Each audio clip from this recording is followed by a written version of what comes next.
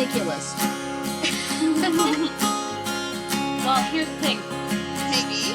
Sometimes. Tell me about this. I want to know more. Oh, yeah. No. Holy cow. We've had a lot of fun. So I have an update to something that we talked about months ago on the podcast. Yeah. Do you remember when my son tried to learn how to luge? Yes. Yes. I remember how ill-advised that sounded even back then. Well, if it sounded ill-advised when he was on a sled with wheels on a hill, Yeah.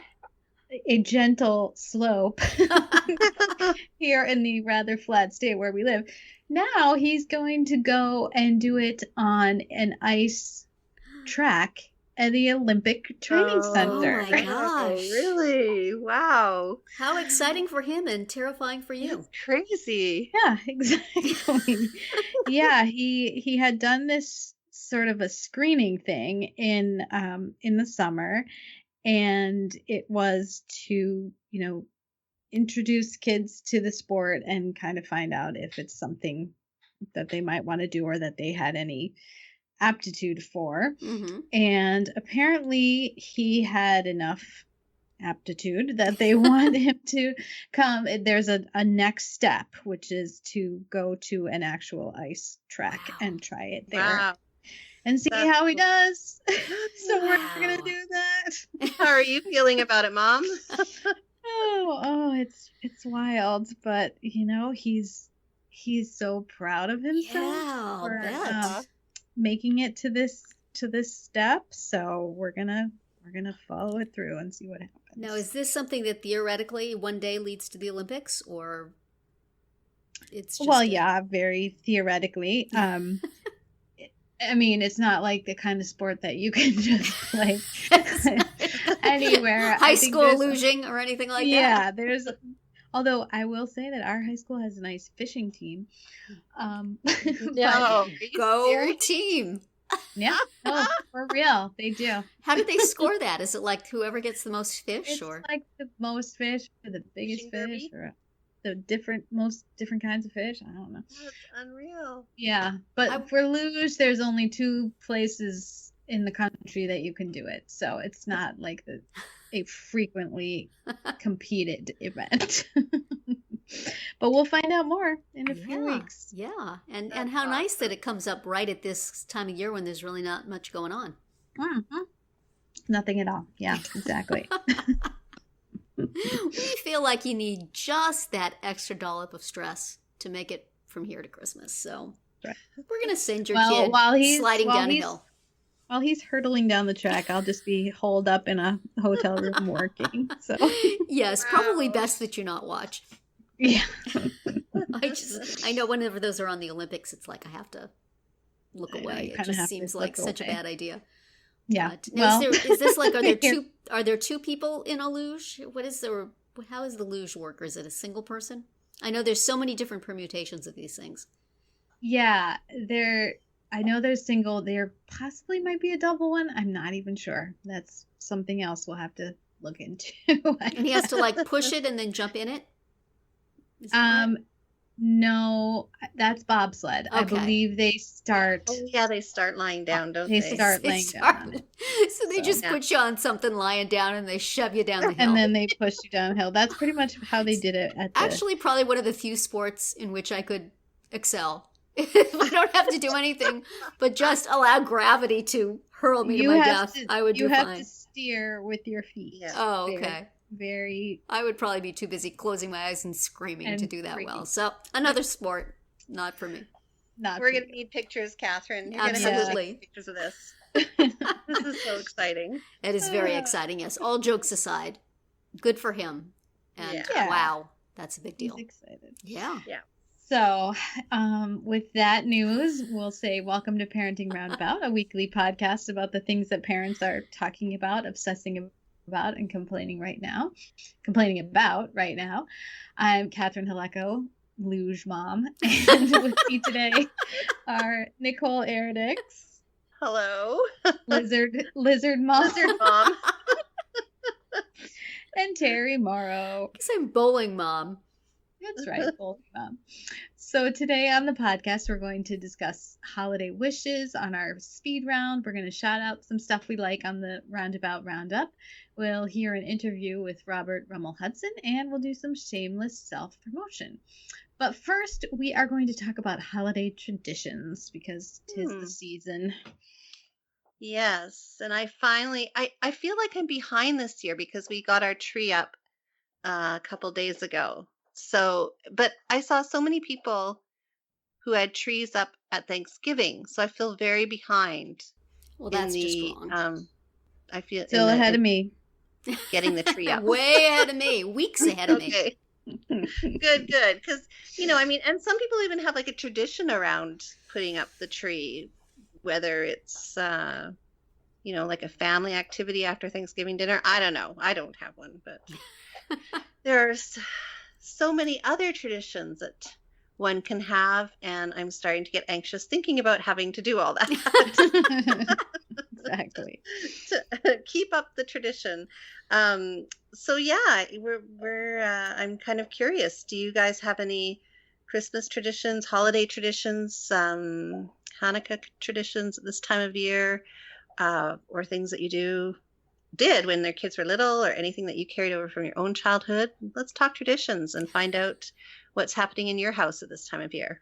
Terri, what have you got going on? Well, in terms of decorating traditions, I think we talked last week with our holiday decorating that I don't do much of it. But what we do to the accompaniment of the John Denver and the Muppets Christmas album. Oh, I cool. cherish. Nice. That is my Christmas, get in the mood for Christmas album, and I can now listen to it on my phone instead of having to bring out the record. But I still love it. It says Christmas to me. And Right. I also have a long-standing tradition, which I think I've mentioned on this podcast before, of watching Love Actually on Christmas Eve as I wrap presents at the extreme last minute. Yeah. So I plan to be doing that again this year. I hope it's on Netflix. And other than that, my big holiday tradition is to bake, which I am now realizing after we did a speed round this week about my signature dish that I have not made any snickerdoodles or ginger snaps or pumpkin bread this season, and I'm not sure I'm gonna. I was I'm going to feeling say, kind of don't you want lazy. to? I want to eat them. Since we've talked about it. I do not so much want to take the time to go and make them. Especially since I'm working so much, and I know if I go and say, you know what, I'm going to take some time off and go bake cookies, my husband's going to say, stop, go back to work. I want you to sleep, not make cookies. Right. I'll go to the store and buy some, which is not the same. But I might try to find a little time in there because I want me some snickerdoodles. Yeah. What about you, Catherine? Is snickerdoodle baking on your list of holiday traditions? Sometimes we bake. I do, like Terri, I love to eat them, and I mentioned on our speed round a couple of kinds of cookies that I'd love to be able to eat. If I got around to making them, that'd be even better. And we also have a soundtrack, and it is the Bing Crosby Christmas album. Oh. Because that is the one that we listened to when I was a kid, when we decorated the tree. Yeah. So I always just insist on playing that. I love lots of Christmas music. I love, I think there's like 3 Harry Connick Jr. Christmas albums. There's many, and they are very good. So I love listening to Christmas music, and I always have to have Bing when I'm decorating the tree, for sure. Cool. Yeah, I was trying to, my kids are older now, so, well, like yours, Terri, so I have kind of scaled back some of the traditions we did when they were younger, like the leaving the cookie for the Santa treat. But yeah, I think, what do we give out, or the kids can open one present on Christmas Eve. We do that. We do that one too. Yeah. And if my mom is here, that's because the presents aren't wrapped at your house, right? That's true. Yes, that would be a problem. The thing is, if my mom is here, she's was like, well, maybe they could open one more. She always wants the kids. Oh. She's like enabler. She always tries to get the kid. And the rest of us, including my brother and sister, if they're here, they're like, no, that's not allowed, Mom. You can't do that. Well, also, as your kids get older, they get fewer presents, at least in my house. So it's not quite so dramatic, you know. It's like, here, I'll split your gift cards into 2 packages. You can open one tonight and one tomorrow. Yeah, no, that's the one thing that, and actually ours is from a carryover from my husband's Christmas traditions, because he grew up celebrating Christmas on Christmas Eve, not on Christmas morning. So same with my husband. We had relatives who did European thing. Yeah. Mm-hmm. Oh, and then we always have a puzzle. I always buy a puzzle. Oh, cool. Because, that's fun. Yeah, it gets the kids off of their electronics, mm-hmm. and I force them to do the puzzle with us. That is a good idea. I wonder if my kids would do one. Around. Yeah, it gets us all around the table, and all sorts of fun conversations come up, and we just kind of leave it out for a couple days and gradually work on it and then finish it. Fun. Yeah, so that's kind of good one. One of ours. What else? We usually go out for Christmas dinner, though. We don't usually stay in. Yeah, I don't know. It's kind of, I feel like we had a lot more when the kids were younger. Yeah. we have in our town, there's a Christmas tradition, which even though my kids are kind of outgrowing, it's still a little bit exciting when the Santa float comes. Oh, yeah. Which is a fire truck that's got all lights on it, and the firefighter, you know, somebody playing Santa, and they literally map out every single street in the two towns where the fire station serves, and they drive by, and when the kids are really little, you know, it's coming, the Santa float is coming, and you have to like really quickly put boots on and coats on and run outside so you can wave to Santa. So, you know, we don't really do that anymore, but it's still, I think they still love it. It's still cool when you hear it go by. We have that in our community also. It's so cute. That is cute. Are there any traditions that your kids used to have, or you had at one point and not so much anymore, but they still want, or that they've heard their friends do and they want to try it out or start it? Has anything like that come up for you at all? Well, for us, that's Saint Nick, the visit from Saint Nicholas, that comes on the night of December 5th, which is a thing that they do here in Wisconsin, which I had never done when I was growing up. Right. But when my daughter was in kindergarten, her teacher played Saint Nick for the entire class, like, because they had extra shoes that they kept at school, and so she put gifts in every shoe. Oh, so then all of a sudden we had to start doing Saint Nick because other, you know, kids were talking about it at school. What'd you get? You know, so then it became a thing, and so now we still do it. So every December 5th at like 9 p.m. you will find me at Walgreens checking out the offerings, because I am always buying my. You're filling shoes. Yeah, I'm always filling shoes at that hour. That's cool. That's a neat story. How about you, Terri? What anything that your kids? I can't think of anything, but I know that, you know, when my kids were littler and their grandparents were alive and my husband's brother and sister lived close enough by that we would all get together. I'm pretty sure we would get together on Christmas Eve and we'd get together on Christmas Day, and it was a whole huge family thing. Years go by, people pass, people move. We don't have that anymore. We don't have quite as much family stuff. And I think my daughter especially, misses that. Yeah. Me, not so much. You know, it's nice not to have to clean your house, not to have to worry about the family coming over. There was always some tension between somebody. You know, the adults tune in on that stuff much more. For kids, it's just, there's presents and there's food and there's all the people I love in the same place. Yeah. So I think are more nostalgic than I am. we're going to be introducing a new tradition this year, actually, that is not at the request of my kids, but is actually because my son's girlfriend, it's her birthday on Christmas Day. Mm. So we are going to introduce the whole birthday Christmas Day thing. Wow. And I'm not sure how to do that. So if anybody out there has a birthday on Christmas Day, please drop us a note and tell us how it's done. Well, my niece's birthday is a few days after. Mm-hmm. And I'm always super conscious about making sure she gets, 2 presents. Yeah. And that the birthday one is wrapped in birthday paper. Yeah. Yeah. Because I have heard from Christmas babies that they really are like, can you at least bother to get some other wrapping paper? Yes. That's the only thing I know. Okay. That's a good tip. A lot of my husband's family is right around Christmas. I think his mother's birthday was like right after Christmas, and then they have 2 or 3 of them have birthdays in January, and it's like, so you have to, when you're doing presents, you have to think not just of Christmas stuff, but you have to come up with 2 for every person. Yeah. And that's really a pain. It's hard enough, getting my husband to tell me what he wants for Christmas, but then you have to tell me something else you want for your birthday, honey. And not only did I have to think of presents for my in-laws for Christmas, I had to come up with other things I had to come up with, of course, because that's my job. So, it's like, could you just put your birthday off for 6 months? Let's put a little space. I know it must be a pain to be right. Let's just space it out. No.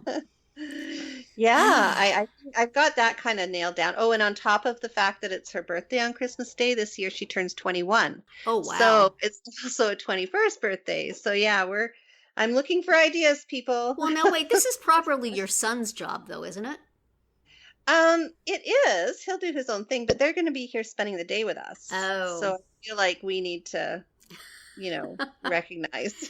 Yeah, you do. I would like to, Yeah. So yeah, I'm gonna have to come up with some ways to make that distinction between birthday and Christmas quite obvious. Right. So Right. mhm. You should, pursuant to our last podcast, throw a sheet over the Christmas tree. That's right.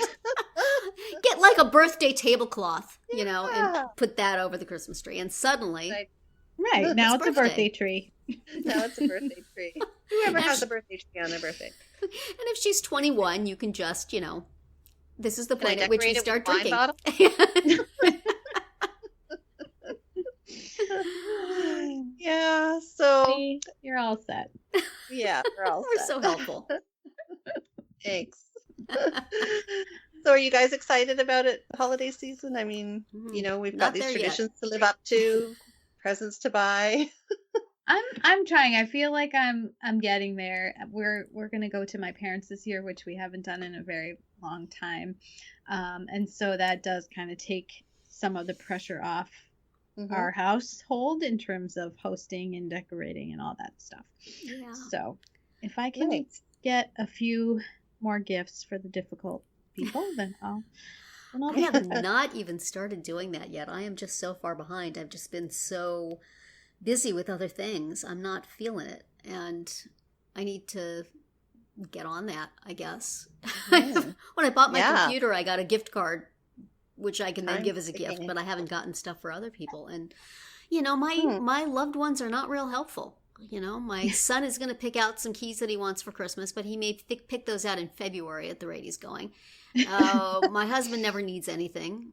He just went and bought himself socks and undershirts, which could have been his Christmas present, but no, he just went and bought them.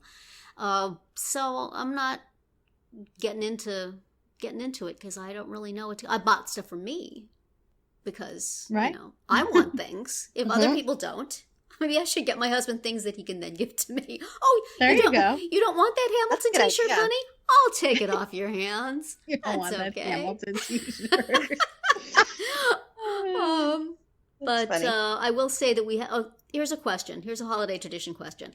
How many Christmas cards have y'all received in the mail so far? We got 2. Nothing. Nothing. Nothing. I have 4. Wow, you win. I was Nothing. resenting the people who had gotten them out already, but you got twice as many. So I'm gonna. Yeah. Last year I never got around to it, but I'm gonna do it this year because I do like. I like. Dream the big dream, receiving Catherine. I like getting It them, could so, happen. I like your lofty goals, Catherine. Yeah. We will be expecting our happen. cards in the mail. You have our Yeah. addresses. This is how Exactly. we will know you got it done. Cards in the All mail, or right. it didn't happen. Yeah. Yeah. No, Oh. usually we have a couple by now, but I think Really? they're definitely going the They're wayside. slow. Yeah, I feel like we've gotten more than this in the past, but we have 2 beautiful photo cards in the mail so far. And every time I get one, I think, dang, you organized person. You got yours out. Well, one of Put mine them on is my from, list. One is from my childless sister-in-law, who is an illustrator. So Oh. it's all about the cards for her. Yes, You know, very she nice. makes her own. So those are always fun to get. I guess I can say I actually got 3 because in addition to the 2 that came in the mail, I got a very lovely Christmas card of Lin-Manuel Miranda and his family that came with my t-shirt from T. Rico. So I have that up displayed. I'm going to count that. Definitely. So, and well, moving on from things that we enjoy to things that we wish we had. Our speed round for this group chat day is going to be our parenting wish lists. I wrote an article. I'm going to do my shameless self-promotion early here and say that I wrote an article for Friendship Circle about some things that parents of kids with special needs wish they could put on an Amazon wish list, like extra hours in the day and a little privacy and an occasional pat on the back and a suit of armor for IEP meetings and reading online comments and things such as this. So it got me thinking, what would you guys like if you could put intangibles on your Christmas list? Not just the t-shirts I want, but a nap. Could I have a nap wrapped up under the tree, please? That would be lovely. Thank you. What would you like to see, Nicole, if you could wrap up something that you can't actually wrap up? A set of really, really, really good guaranteed friends. Oh, Especially with daughters. Wow. Yeah. Not that she's had groups of friends that haven't been so great, but there have been our challenges in the past. And I think if you could have like a built-in group of friends for your kids, that would make life a little easier. Oh, I'll switch mine. Can I have that too? Let's just, somebody needs to get on this, Yes. Let's see. How can we Amazon? market that? Amazon sells everything. They're selling groceries Friends now. for They need rent. to have a little friends for Friends for rent. friends for rent or sale, Sale. If That's we right. like them, can we have an option to buy if we like them? Right. And then we can have, Please. different services they offer. Are they That's like right. going to the movie friends? Are they Yeah. coming to the birthday friends? Yeah. Yeah. That I would be think that awesome. would alleviate a lot of issues, Absolutely. especially in their teen years. Yeah. That is a great idea. And I'm sure what every kid wants in their teen years is friends that have been selected and vetted by mom. Yes. That's what every teen girl dreams. Yes. And friends who are always available Yes. when you want them around. Yes.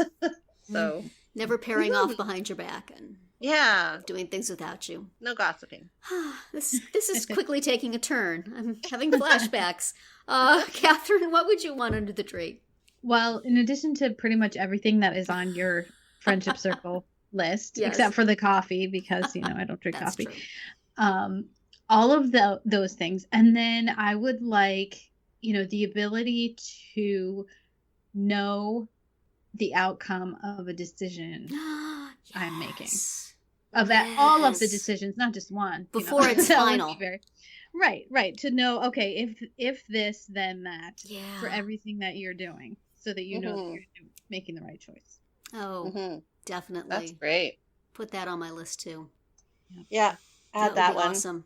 So we have lots of good ideas. Yes, there you go. So ask for the things we've just suggested. See how far you get. And check out my article for other possibilities with whimsical selections from Amazon accompanying them. So perhaps you can use that to give people a hint. So that is it for our Friday speed round. And remember that you can hear a new speed round every Monday through Thursday. So now we're going to bring you some of the things we've read or seen or used recently that we want to shout out and share with you. Nicole, what do you have for us? I wanted to recommend something that I use quite a bit on my phone, and that is my Panera Bread app. Does anybody ever Ooh. use the Panera Bread app? I do not, but how interesting that there is one. What can you do with it? Does it make you a love my sandwich and bring Panera. it to your house? Well, I'm Almost. sure that will be the next step because you can order from your phone and then they will have it ready and waiting for you to just pick up and take away. And you can even go in and sit down and order from your phone and they'll bring it to your table if you decide to stay in. Yeah. That is good to know. Cool. I will do that love next it. time. That's awesome. I love it. We use it repeatedly. Yeah. We order pizza online all the time. I love being able to make your exact configuration of pizza without having to tell some teenager what you want where, and then they repeat it back and it's wrong. Is you can say, I want this on this half, I want that on that half, I want this kind of sauce, I want this kind of cheese, and that's what you get. It's awesome. So I imagine it's the very same for Panera. All the permutations. Anything that has to do with online ordering of food, I'm there. It's all we are in favor. Yeah. And how about you, Terry? What did you want to share? Yeah, I think I've mentioned this on our round 2 before, but I don't know if I've mentioned it in the roundup. So I'm going to shout out Apple Music, which I've been using for probably over a year now and really, really enjoying for things like being able to listen to my Muppets Christmas album on my phone without having to drag out a record player. And being able to, when we're sitting around the dinner table and a song comes up, look it up immediately and play it. That has been both useful and good for annoying the children. So that's, you gotta love that. It's really been fun having pretty much any music I want to listen to available to me at any time, and to be able to say the name of an artist and search for a name of an artist and be able to listen to all that person's music. If I hear about a new album, I can listen to it right away, all sorts of things like that. It's really been good for somebody who does not really want to be buying lots of songs and putting them on her device.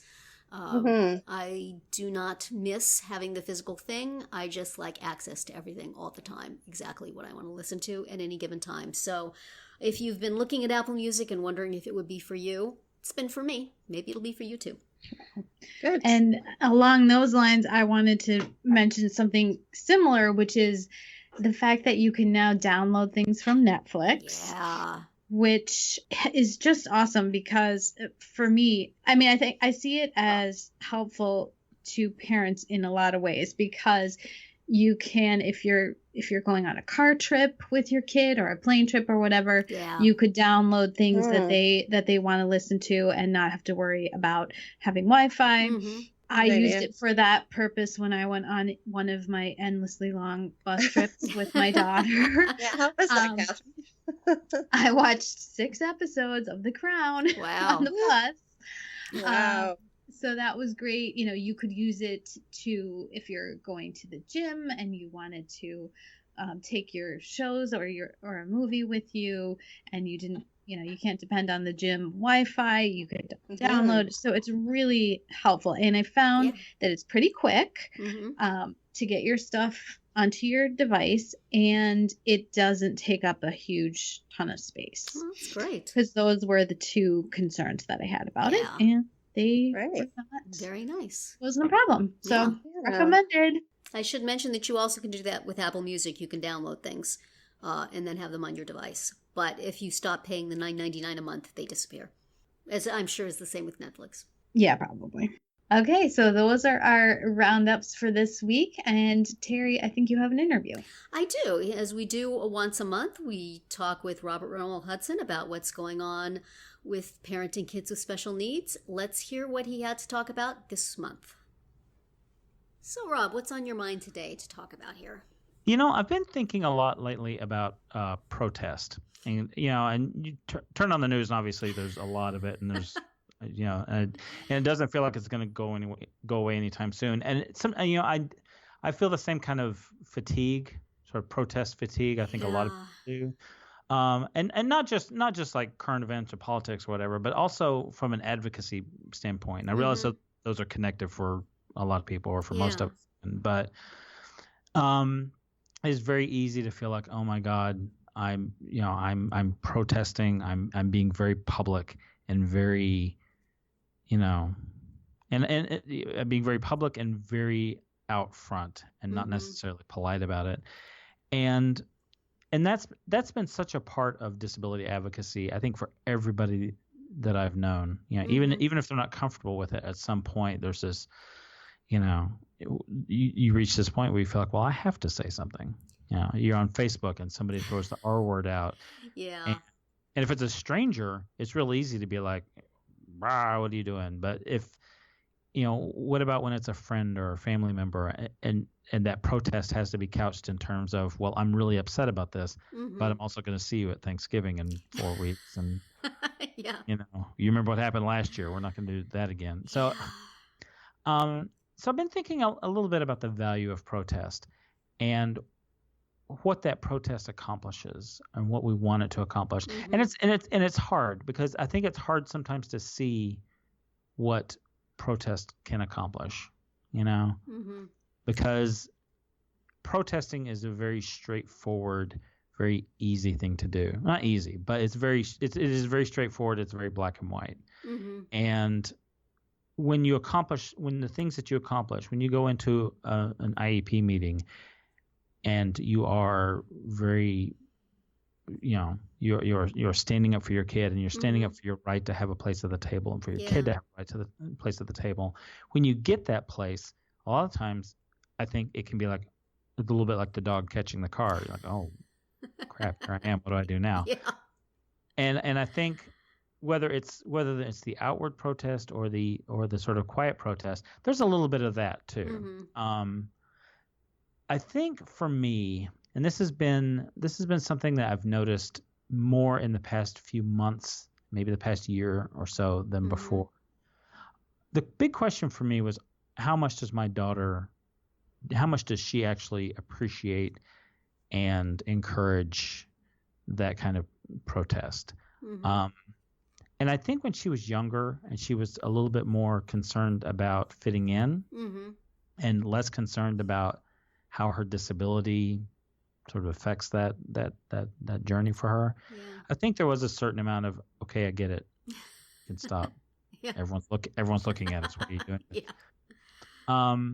But as she's gotten older, and I think this started last year with, I think I guess it was last year. It's been about a year.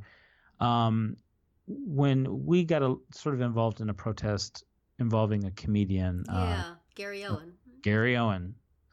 And I didn't do the little white spit there, so we'll consider that some progress. Hey. And when I had explained to her what I was, because when I write now, I tell Schuyler what I'm writing about. It's been that way for a couple of years, just because I feel better if she knows what I'm talking about, because it's always about her. And the older she gets, the more agency she gets kind of over her story, and meaningful agency as far as like how she can help shape that dialogue. So when we stepped up on the Gary Owen thing, she actually asked if she could make a video. She crafted this statement, this very careful statement on her iPad. Took a while. It was not a quick statement. But she worked really hard on it.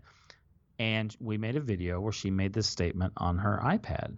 And it was very moving to me to hear anger come out of her, and anger at somebody whom she perceived as impeding her and impeding people like her.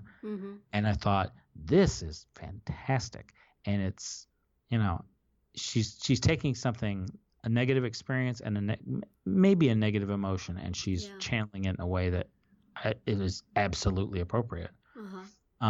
Which is hard for, I think that's hard for anybody. That's not even a product of her disability. It's just hard for anybody to, it's easier to rant and break things, go on Facebook and get a bunch of people to unfriend you. And that's easy. That's easy protest. So here lately, I've noticed that not just protest, but even just acknowledgement. the disorder that she has is enough of a rare disorder that, you know, it's very unusual for us to meet somebody else who even knows what it is, much less has it in their family. So when the group that sort of does the advocacy for polymicrogyria put together like T-shirts and a sticker for your car, which is a huge sticker, by the way. I'm a little buyer's remorse every time I go out in the car. And this little pin, this little ribbon pin. When they started to come out with these things, and you know, as the dutiful advocate, I purchased one of everything. Sure. I noticed that anytime I would wear them, Schuyler would mention it, and she would thank me. And I thought, wow, that's easy. Yeah. That's easy way to give her this moment of validation. And the fact that it was so easy made me think, what are the things that she's been missing in her life where she feels that invisible, that me putting on this pen, and here's my little, it's not really a secret, but here's the thing I can report about that pen. Ever since the first day I put it on and the first time she like really reacted, I have literally worn that pen every single day. I'm wearing it right now. If I'm bumming around, it's stuck on my hat. If I'm at work, it's on the pocket of my shirt. I mean, I always wear it. And people ask about it, and so it's sort of fulfilled that role as an advocacy piece. But honestly, it's just when Schuyler notices it and this sort of gratitude that she feels, and it makes me feel like demonstrating. And there's a T-shirt that's the same way, and so it makes me feel like when we do step up and protest, when we do step up and get loud about something, or when we make statements about something, or we write about things, there are, I think, the sort of intended consequences of that. You know, when we protested Gary Owen, he eventually met with some advocates and, you know, made some noises that sounded kind of in the right direction. And obviously I was deeply convinced by his actions. But you know, there was movement in the right direction, and there wouldn't have been without all the protests. And there was a lot of protests that went on for a really long time. I remember that. But the thing that I got out of that protest was that Schuyler saw me stand up and say, that's awful. And then she had the opportunity to say, yeah, that's awful, and here's why. That's great. And so I guess I've kind of turned around. I'm not like rejuvenated. I'm not, you know, making a sign and I'm gonna go out in the street and start yelling at people. But maybe I will. You know, maybe that's an option. And it's because I feel a little bit rejuvenated because I see the sort of small effects that has on Schuyler. Yeah. You know, she's in some vulnerable populations now, and she's concerned about that. You know, and what can I do to affect a big picture, and what can I do to affect that small picture in her life? Yeah. Which is, of course, the biggest picture there is for me and for her. Right. And certainly inspiring her to advocate on her own behalf. That's great. Inspiring her to get angry about things and respond to things. That's not something I've had any success on. Mostly I just get angry about things, and then I'm just angry about everything, and my family just wishes I would cut it out. You know, just... Well, yeah. And I bet there's a huge chunk of Facebook that's like, oh my God, would you shut up about this? Yeah. You know? Just once you get yourself worked up enough to express your righteous indignation, it's hard to turn that dial back down. And just, you know, especially screaming at everybody. And this is especially true with, I think, disability issues. It's hard to turn that back down when it's being fed. Yes, you know, that you is go on true Facebook also. or you go on the news, and there's a story about, you know, a public school that did this horrible thing to a kid with a disability, and here's a policeman who did a terrible thing to somebody because he didn't know what was going on. And there was one the other day about a young man with autism who died on a bus from being restrained. And it's just all these, it's like this constant thing. So it's almost like you can't come down from it. And on one hand, it's really easy to be like, oh my God, I'm just going to post about Pokemon today. Because first of all, that's all Schuyler and I do is play Pokemon. But, you know, it's just like, I can post a picture of Pikachu, or I can post an article that's going to get people in that same awful place. Yeah. But at the same time, I really feel like, and I think this is what feeds the protest in maybe a way that's not negative. I don't know if it's positive, but it just kind of is. I feel like, where do I stop? What's the issue? What's the story that I feel like, that's bad, but that's not bad enough for me to say something about? That's hard. Yeah. That's hard to say, okay, I've said enough about this. So now this person or this community has suffered, but this time I'm going to not say anything. Yeah. And so it feels like, okay, maybe it's not so much about feeding it as it is about just keeping that light shining. I don't know. It's actually something I don't have the answer to, because I do feel like, I'm very helpful. Thanks for tuning in. Because I do kind of go back and forth. There are days I feel like I'm not going to post another. Right, here's the thing that we're all going to get mad about today. Yeah. And then other days I'm like, oh my God, if I don't say something, then this goes unanswered, as if I'm the only person in the world who is charged with doing this. I feel maybe the disability community is strong enough, and maybe it's finally coalescing enough. I won't say uniting, because we all know that that's not probably going to happen anytime soon. But at least we're all looking in the same direction enough that, I don't know, we can ease up a little bit. But I just, even as soon as I say that, I think, oh yeah, that's what you need to do, ease up, so that all these terrible things can keep happening. Boy, that's a lot of responsibility to put on yourself. That if you're not posting it on Facebook, these terrible things are going to keep happening. I know. It's all because of me. Well, and I feel like I'm in a position, and maybe this is arrogant or whatever. I feel like because I got a platform, because I published a book and got attention and held on to that attention, sometimes I do feel a little bit of responsibility to use that in a way, because I'm not any different from any other parent who's had a kid with a disability and has worked through all the things that I've worked through. The only thing that's different is I wrote about it. Yeah. Anyone else could have written about it. I could think off the top of my head of probably half a dozen people who could have written better books than I did. I can think of several people who did. Your book was pretty good, Rob. I don't know. Well, I appreciated it a lot. Thank you. I feel like because in my mind, I sort of stumbled onto that platform. I ended up with a good publisher that could have very easily have gone. Anyone who's done any publishing knows that there's a bit of a crapshoot as far as getting your material in front of the right person, and it gets to the right place, and the market's doing this or that at whatever point in the process. But sometimes I feel like, because I kind of stumbled onto that platform and haven't destroyed it or neglected it, that sometimes I feel like, on one hand, I feel a little bit of responsibility to push, to kind of push the protest side of the advocacy. Right. And this is something that I need to take more seriously, and maybe we all do. In fact, I'm pretty sure we all need to take more responsibility in vetting the materials that get put out. Yes. There have been a couple of times I've inadvertently been one of those fake news, brokers. Yeah.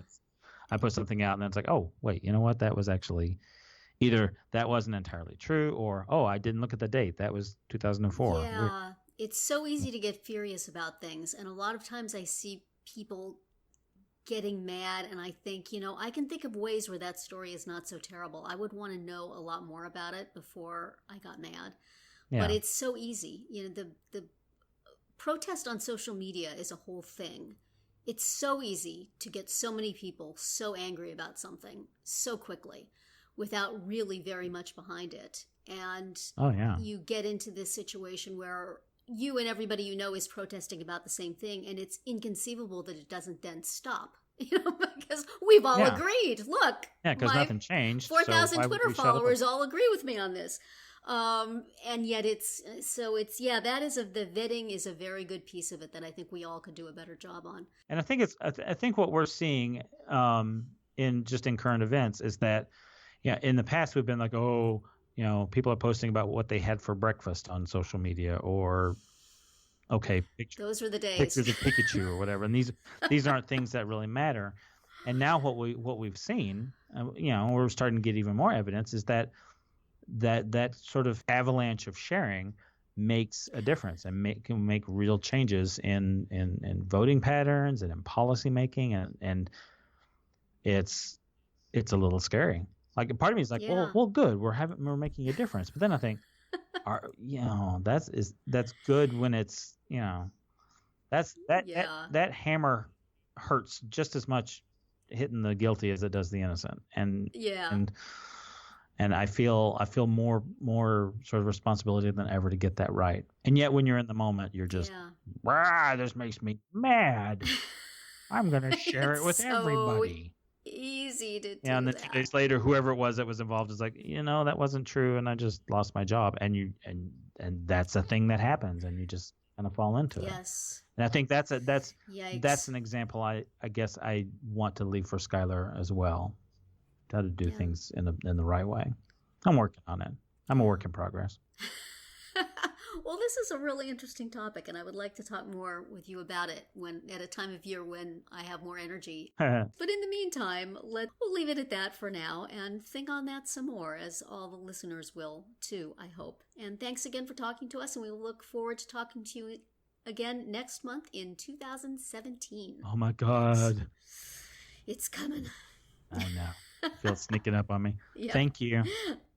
Always fun talking with Rob, and we'll look forward to talking with him again in January. Now for our final segment today, we're going to do a little shameless self-promotion and direct you to some of the things on our sites that we think you should take a look at. Let's hear from you, Catherine. Sure. I just wanted to mention on VeryWell, I have some holiday party themed active games for kids. So if you've got a house full of kids coming over for a celebration, or you're going somewhere with your kids, these are some options for games you can all play together. Cool. How about you, Terri? What have you got? Well, I already did my shameless self-promotion back in our speed round where I talked about my parenting wish list on friendshipcircle.org/blog. But you may want to go take a look there. I've probably written something else between when we're recording this and when it's dropping. So go see what's there and enjoy. Excellent. And if you're looking for a great resource book to give your child's teacher, or if you're an educator yourself, over on the Inclusive Class, my website, I have 4 different books that are published by Brooks Publishing, and they are books on how to include children in the school in different aspects of school life. So speech and language, occupational, principles, handbook for inclusive schools. So yeah, go check it out on theinclusiveclass.com. Sounds good. And Okay. enter for free. It's a free giveaway. Awesome. Great. Well, that's it for this week's episode of Parenting Roundabout. We hope you enjoyed it and that you'll join us every week. You can listen to podcast episodes on parentingroundabout.com or download it from iTunes and a bunch of other podcast providers. Please subscribe so that you get all of our podcasts and mini podcasts every week. You can also follow us on Twitter. I am About Family Fit. Nicole is Nicole Eridix, and Terri is Momitude. You can also follow the podcast on Twitter at Roundabout Chat, and look for us on Facebook, Pinterest, Tumblr, YouTube, and Instagram too. Best of all, stop by our blog at parentingroundabout.com and read recaps, find links on all the stories we mentioned, and talk back in the comments. Thanks to John Moran for providing our in and out music, and I wish everyone a great week.